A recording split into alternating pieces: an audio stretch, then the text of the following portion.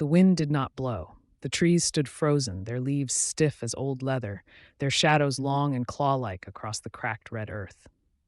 The air was thick, not with heat, but with silence. A silence so deep it pressed against the ears like cotton soaked in oil. And in the center of that stillness, a boy stood barefoot on the edge of the village, his chest heaving, his eyes wide and wild, pupils swallowed by darkness. Behind him, the forest pulsed. Not with life, but with awareness. Branches bent unnaturally, not from wind, but from will. Vines slithered like serpents over the roots of baobabs, coiling and uncoiling with slow, deliberate intent. The birds had not sung in 3 days. The river, once clear and laughing over smooth stones, now ran black and thick as tar, its surface rippling with shapes that had no name. And the boy, Kofi, clutched his stomach as if it held a fire that would not die. His skin was pale, not with fear, but with something else, something older. Veins stood out on his arms like rivers on a map, but they were not blue. They were the deep, shifting green of forest moss after rain. His breath came in short, wet gasps, and with every exhale, a faint mist curled from his lips, a mist that smelled of damp earth, of crushed leaves, of something buried long ago. The villagers had gathered at the edge of the clearing, clutching their charms, their amulets, their prayers. Old Mamanjeri stood at the front, her staff carved with the faces of ancestors, her eyes narrowed like a hawk's. She wore the red cloth of a priestess, and around her neck hung a pouch of dried kola nuts, sacred to the forest spirits. Kofi, she called, her voice low but carrying like a drumbeat. Come no closer. He turned slowly. His feet left prints in the dust, prints that smoked, as if the earth itself recoiled from his touch. I didn't mean to, he whispered. His voice cracked, not with youth, but with age, like the voice of a man who had seen centuries. I only wanted to know. You ate the fruit, she said. The fruit of Adinkra, the tree that speaks in dreams. You broke the law. A murmur rose from the crowd. Some backed away. A woman began to wail, clutching her child to her chest. A man spat on the ground and muttered a curse. I didn't know, Kofi said, his voice breaking. I didn't know it was forbidden. Mamanjeri stepped forward, her staff tapping the earth. The forest gives, yes, but it also takes, and when it takes, it does not ask. It demands. Behind Kofi, the trees shifted. A great fig tree, centuries old, groaned as its roots lifted from the soil, dragging dirt like a snail's trail. Its branches twisted toward him, not as if reaching, but as if claiming. And then Kofi screamed, not from pain, from recognition. His hands flew to his temples, his body arched backward, and from his mouth not words but sounds, the rustle of leaves, the creak of bark, the whisper of vines in the night. The forest was inside him, and it was speaking.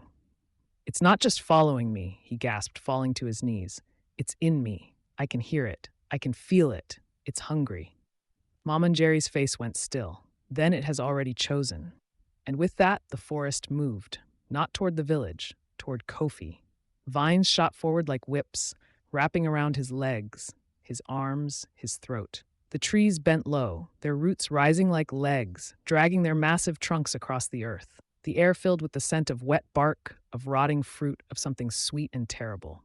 And Kofi, a sound so alien, so wrong, it made the villagers cover their ears. It was not the laugh of a boy, it was the laugh of the forest itself. Ancient, amused, awake. Then, silence. The vines released him. The trees stilled. The black river ceased its rippling. Kofi stood. His eyes were no longer green. They were black, like the heart of the jungle at midnight. He looked at the villagers, one by one, and when his gaze met Mamanjeri's, she felt a chill deeper than any river in winter. I didn't eat the fruit, he said softly. It ate me. And then he turned and walked into the forest. Not as a boy, but as a host. The trees parted for him. The vines bowed. The river flowed backward as if in reverence. And behind him, the forest followed. Not just the trees, not just the plants. The spirit of the forest. The ancient, watching, hungry thing that had slept beneath the roots for generations, rose from the earth like smoke from a funeral pyre. It took no form. It needed none. It was the idea of the jungle, the memory of every leaf, every root, every creature that had ever lived and died beneath the canopy. And it walked with Kofi. As he stepped beyond the last baobab, the village behind him, the trees closed in like a curtain. The wind returned, the birds sang, the river ran clear again. But the villagers knew nothing would ever be the same. And somewhere, deep in the heart of the forest, a boy with green veins and black eyes sat beneath the great Adinkra tree and whispered to the roots, "I am home." But how did it begin? How does any story begin? Not with a scream, not with a curse, with a question. And Kofi's question was simple. Why is the forest forbidden? It was the dry season, the time when the sun beat down like a blacksmith's hammer and the earth cracked like old pottery. The village of Asasiya sat at the edge of the great Akan forest, a place of legend and law. The people farmed yams and cassava, fished in the Pra River, and traded in the market at dawn, where the air was thick with the scent of smoked fish, roasted plantains, and the sharp tang of kola nuts. Kofi was 12, with a quick mind and restless feet. He wore a faded blue shirt and trousers patched with red and yellow cloth, and he carried a small wooden flute his father had carved from ebony. His mother, Amma, was a weaver of kente cloth, and his father, Kweku, a hunter who knew the forest like his own skin. But the forest was not for children, not for anyone. "The Adinkra grove is cursed," Kweku had told him, sharpening his machete by the fire. "The tree there, its fruit is not for eating. It is for the spirits, for the Asaman, the ancestors. If you eat it, the forest will know, and it will remember." "But what if I don't eat it?" Kofi asked, poking the fire with a stick. "What if I just look?" Kweku paused, the blade catching the firelight. "Curiosity is a lion's cub. It starts small, but one day it will eat you." Kofi smiled. "Then I'll run fast." His father sighed. "Some things cannot be outrun." That night, Kofi dreamed. He stood in a clearing he had never seen, though he knew it instantly. A single tree stood there, massive, ancient, its bark black as charcoal, its leaves a deep, shimmering green that seemed to glow in the moonlight. Its branches were twisted like the arms of a dying man, and from its crown hung a single fruit. It was not round, it was pulsing, like a heart. Its skin was dark, veined with silver, and it emitted a soft, golden light that flickered like candlelight, and it smelled of honey, of rain, of something forgotten. And a voice, not in words but in feeling, whispered in his mind. "Come, taste, know." Kofi woke with a start, his heart hammering. The dream clung to him like a second skin. He could still smell the fruit, he could still feel its warmth, and he knew he had to go. He told no one. At dawn, before the market opened, before the roosters had finished crowing, Kofi slipped from his family's hut, barefoot, carrying only his flute and a small pouch of dried cassava. He followed the path his father took to the river, then veered left into the thicket, where the trees grew so close their branches intertwined like lovers. The forest here was different. The air was cooler, the light dimmer. The sounds, birds, insects, the rustle of small animals, were muffled as if the world had been wrapped in cloth. The trees here were older, their trunks thick as drums, their roots rising like stone serpents from the earth. Moss covered everything, rocks, logs, even the bark of the trees, in patterns that seemed deliberate, like writing. And the silence. It wasn't empty, it was full. Full of things not yet spoken. Full of things watching. Kofi felt small. He felt seen. He pressed on, following a path only he could feel, a pull in his chest like a thread tied to his heart. The flute in his pocket hummed, as if in tune with the forest. And then he saw it, the Adinkra tree.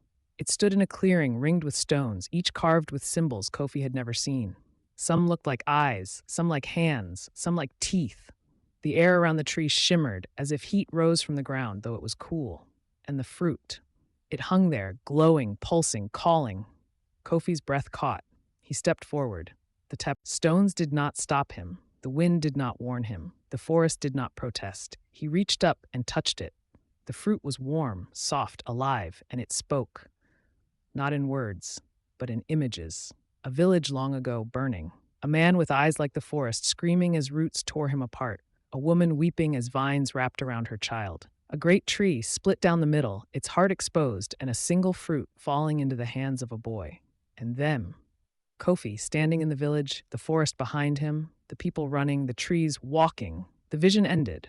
Kofi gasped, pulling his hand back, but the fruit, it moved. It twisted on its stem, then fell into his open palm. And before he could think, before he could fear, he bit. The taste was indescribable. Not sweet, not sour, not bitter. It was memory. The taste of his mother's stew. The taste of rain on his skin. the taste of his father's laughter, the taste of the first time he climbed a mango tree and saw the whole village below. And then more.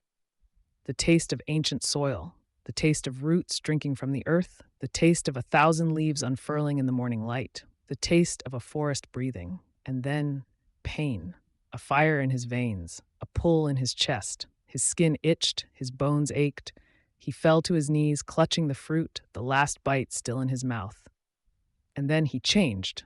His veins turned green, his eyes darkened, his breath came in short, wet gasps, and from his mouth, leaves. Tiny green leaves, sprouting from his lips, curling like ferns. He screamed, but no sound came, only the rustle of leaves. And then, voices, not in his ears, in his mind. "We have waited, we have slept, now you are ours." Kofi tried to run, but his legs would not obey. His feet grew roots into the soil. Vines wrapped around his arms, his neck, his waist. The tree leaned forward, its branches bending like arms, and the fruit, what was left of it, dissolved into his skin. He was no longer holding it. It was inside him. And the forest woke. The trees groaned. The roots shifted. The vines moved. And the voice, many voices now, spoke as one. "You are the bridge. You are the vessel. The forest has hungered for a voice, for a body. And you have given it one." Kofi screamed again, but this time the scream was not his, it was the forest's. And then he woke, back in the village, in his bed, his mother shaking him, her face pale. "Kofi, Kofi, wake up! It's morning, the market is open." He sat up, gasping, his heart pounding. His skin was normal, his eyes were brown, his veins blue. He touched his mouth. No leaves. He looked at his hands. No vines. He was fine. "I had a dream," he whispered. Amma frowned. "A bad one?" He nodded. "The forest, it called me." She crossed herself. "Then you must stay away. The forest is not for the curious. It is for the wise." But Kofi did not listen. He couldn't, because even now, as he sat in the hut, he could smell the fruit. And deep in his chest, something pulsed like a second heart. The next day, Kofi returned. Not to the grove, but to the edge of the forest. He told himself he only wanted to see it from a distance, to prove it was just a dream. But the pull was stronger, and the forest knew. That night, the wind changed. It blew from the forest, carrying a scent, damp earth, crushed leaves, the faint, sweet rot of overripe fruit. And Kofi woke with a start. His skin was itching. He looked down. His arms, his veins were green. Not all of them, just a few. But they moved like worms beneath the skin. He gasped, covering them with his hands. But when he looked up, the thatch of the hut was growing. Vines had crept through the cracks, wrapping around the frame, leaves sprouting from the straw. And outside, the trees. They were closer. The baobab that had stood 50 paces from the village, now it was 40, and its branches were bent as if leaning toward the hut. Kofi stumbled outside. The village was quiet, too quiet. No dogs barked, no children played. The chickens huddled together, silent, and the river, its water was black. He ran to the riverbank. The fish, they were dead, floating belly up, their mouths open in silent screams. And the water, it rippled, not from wind, but from something beneath. A shape, long, thick, moving like a serpent. He backed away, and then he heard it, a whisper, not in his ears, in his bones. "Come back, you belong to us, you are the bridge." He ran, back to his hut, but when he opened the door, his flute, it was growing. The ebony wood had split, and green shoots were pushing through the cracks, leaves unfurling from the holes. And the sound it made when he touched it, not music, a scream, a sound of roots tearing through soil. He dropped it, and then the dream returned. But not at night, during the day. He would be walking to the market, and suddenly he was in the grove, the adinkra tree before him, the fruit glowing, and the voice, louder now. "You cannot hide, you cannot run. The forest is in you, and you are in the forest. You are the first, you are the only. The others, they will come, they will follow." He woke back in the market, but the people were staring.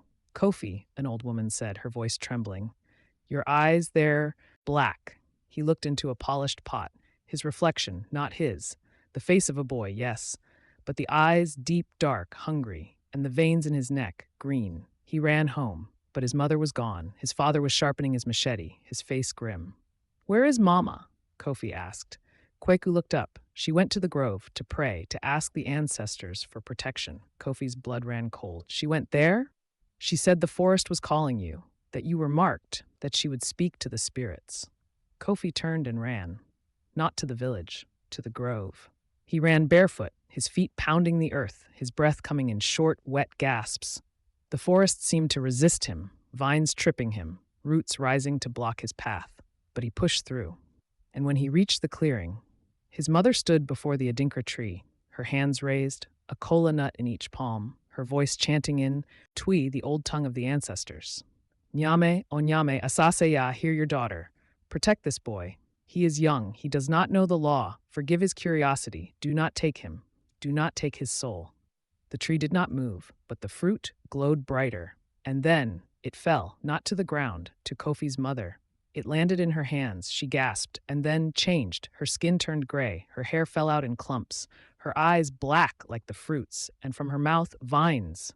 They shot out, wrapping around the tree, around her arms, her legs, her throat. She screamed, but the scream was not hers. It was the forest's. And then she rose, not walked, floated. The vines lifted her into the air, wrapping around the branches, pulling her into the tree. Her body merged with the bark. Her face, still visible, twisted in agony, became part of the trunk. And the tree grew. Its branches stretched higher, its roots dug deeper, and the voice, many voices now, spoke. She offered herself, but the forest does not accept sacrifices. It accepts vessels.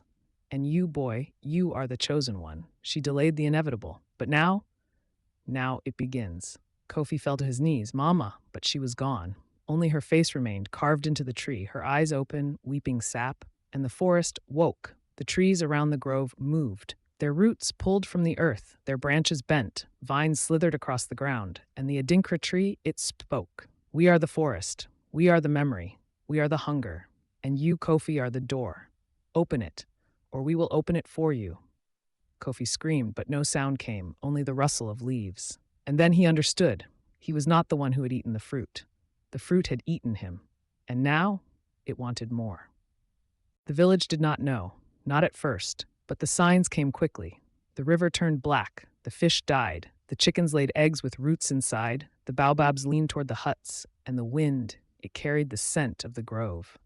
Mamanjeri came. She walked with her staff, her red cloth fluttering, her eyes sharp. She stood at the edge of the village, facing the forest, and she chanted, not in Twi, in Adinkra, the old tongue of the forest spirits.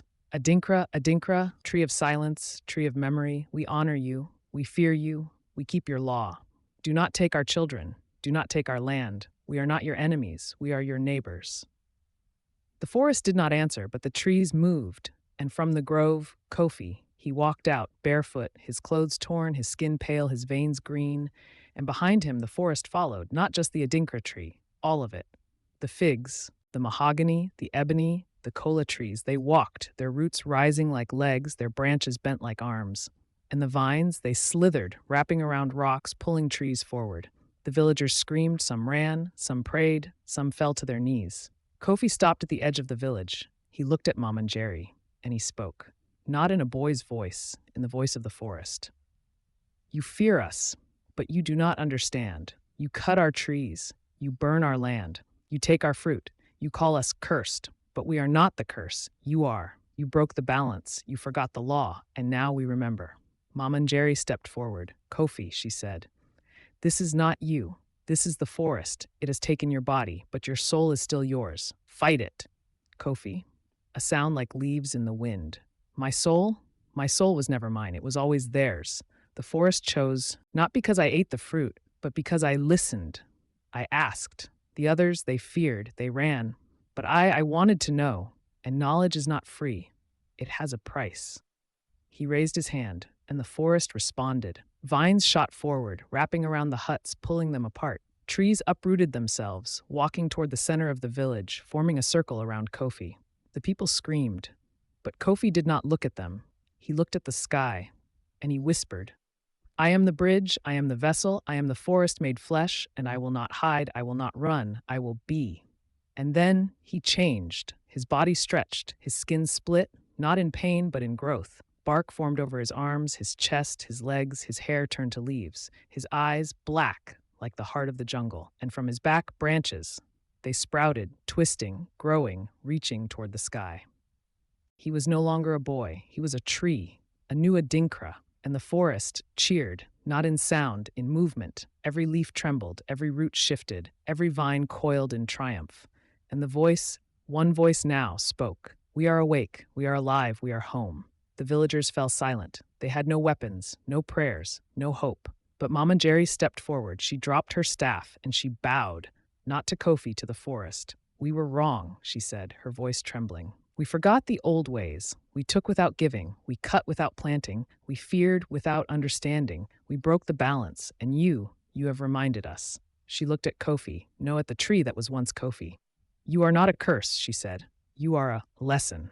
And then she prayed, not to the ancestors, to the forest. We will honor you. We will protect you. We will not take without giving. We will plant where we cut. We will listen where we fear. We will remember the law, and we will tell your story so that no child ever eats the forbidden fruit in ignorance again.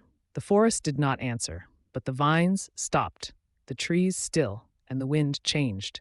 It blew from the village into the forest, and the new Adinkra tree, Kofi, bent, not in threat, in acknowledgement. And then, a single fruit. It grew from the highest branch, not dark, not black, white, veined with gold. And it glowed, not with hunger, with peace. Mom and Jerry reached up, and the fruit fell into her hands. She looked at it, then at the tree, then at the villagers. This, she said, is not a curse. It is a gift, a reminder, a bridge. She turned to the people. From this day, no one will enter the grove without permission. No one will cut a tree without planting 3. No, one will take from the forest without giving back. And every year, on the day the fruit fell, we will gather here. We will tell the story of Kofi. We will remember. We will listen. And the forest whispered, not in threat, in gratitude. Years passed. The village changed. The river ran clear. The fish returned. The trees stood straight, not leaning. And the grove expanded, not by force, by invitation.